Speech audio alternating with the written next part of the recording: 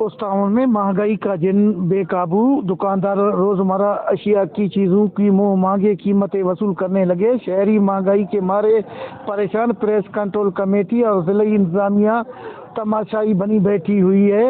روزمرہ کے سبزی، فروٹ اور گوشت دکاندار منہ داموں فروخت کرنے لگے۔ مہنگائی سے لوگوں کی چیخ و پکار۔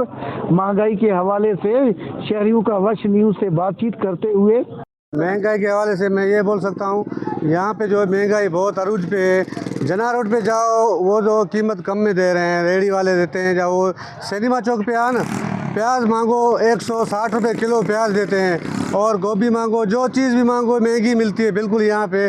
اب ہم غریب آدمی، ہم کمائیں 500 روپیہ، 500 میں کیا لیں گے؟ گوبھی لیں گے، ٹماٹر لیں گے، آلو لیں گے، کیا لیں گے؟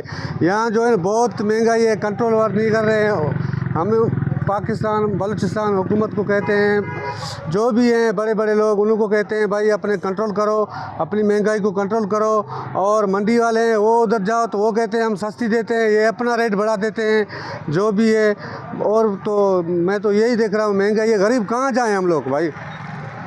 رحمان رحیم، سب سے پہلے تو میں وش نیوز کا بہت شکر گزار ہوں کہ اس مہنگائی کے دور میں بھی عوام کی آواز اٹھائی، اور میں حکومت بلوچستان سے اپیل کرتا ہوں کہ شہر اسلام امن جعفر آباد میں جو ہے مہنگائی کا راج بہت عروج پر ہے، تو اپیل کی جاتی ہے کہ اس پر جلدی نوٹس لیا جائے۔ اور جناح روڈ پر ہمارے شہر کے مختلف ریٹ ہے، جناح روڈ پر جو ہے سستا ہے، یہاں علی گڑھ چوک پر بہت مہنگائی ہے۔